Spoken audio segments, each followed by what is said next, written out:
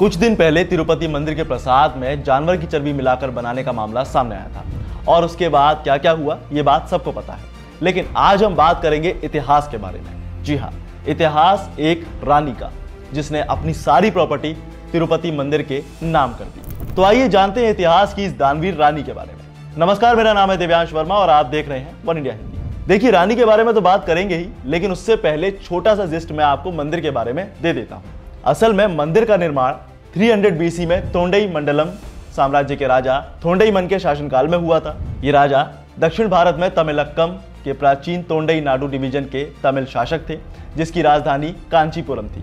हालांकि तोंडई मंडलम के बाद दक्कन का इलाका जिस भी राजवंश के पास गया, उन्होंने तिरुपति को खूब दान दिया। लेकिन इनसे भी ज्यादा दान दिया था पल्लव साम्राज्य की महारानी सामावाई ने। ऐसा कहा जाता है कि सामावाई यानी मशहूर महारानी श्रीकांतवन पेरुदेवी की तिरुपति बालाजी में बहुत आस्था थी। महारानी ने अपने सारे गहने तिरुपति बालाजी को दान कर दिए। अब दान तो दान होता है, लेकिन आजकल के लोग जरा दान करने में थोड़ा सोचते हैं और कुछ बिना सोचे समझे दान कर देते हैं, और ऐसे कई उदाहरण हमारे सामने भी हैं। ऐसे ही लोगों में से थी रानी श्रीकांतवन पेरुदेवी, क्योंकि उन्होंने 23 एकड़ जमीन भी मंदिर के नाम कर दी थी। इतना ही नहीं, मंदिर में जो भोग श्रीनिवास की मूर्ति थी वो भी रानी ने दान की थी। यहाँ तक कि इसका सारा खर्च भी इन्होंने ही उठाया था, और यही वजह है कि रानी सामाबाई के नाम तिरुपति में एक सड़क भी है। हालांकि मंदिर में दान देने का सिलसिला यही नहीं थमा। पल्लव साम्राज्य के बाद चोल डायनेस्टी के राजाओं ने भी तिरुपति मंदिर में खूब दान किया। और जानते हैं, इंटरेस्टिंगली चोल साम्राज्य के राजा अपनी जीत का एक हिस्सा मंदिर को दान दे दिया करते थे। लेकिन 1571 में कृष्णदेव राय ने तिरुपति को तमाम सोने चांदी और हीरे जवाहरात आभूषण दिए।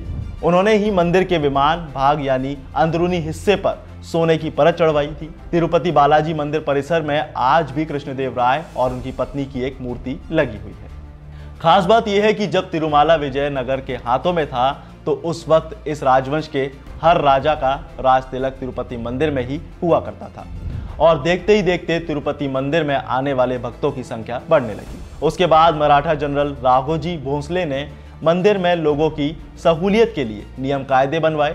वो साल 1755 में खुद तिरुपति आए और दान किया। इसके बाद मैसूर और गढ़वाल के शासकों ने भी तिरुपति बालाजी को काफी दान किया था। हालांकि विजयनगर एम्पायर के डाउनफॉल के बाद ईस्ट इंडिया कंपनी के कदम देश में पड़े और इन्होंने मंदिर का प्रशासन अपने हाथ में ले लिया। इसके बाद ब्रिटिशर्स ने इसे लीज पर दे दिया, और फिर बाद में मंदिर के प्रशासनिक कामकाज को हाथीराम जी मठ को सौंप दिया गया, जिसने 1933 तक मंदिर की देखभाल की। फिर कुछ सालों तक मंदिर का प्रशासन तिरुमाला तिरुपति देवस्थानम के पास आ गया।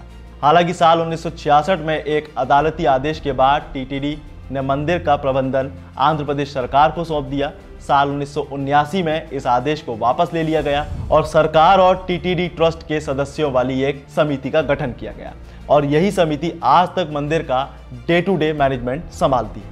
तो ये थी भारत की एक लौती रानी, जिन्होंने अपना सब कुछ तिरुपति बालाजी मंदिर के नाम कर दिया। क्या आपको इस खबर के बारे में पता था? अगर हाँ, तो हमें कमेंट सेक्शन में जरूर बताएं। साथ ही वीडियो को लाइक से जरूर करें, और ऐसी ही खबरों के लिए बने रहें वन इंडिया हिंदी के साथ।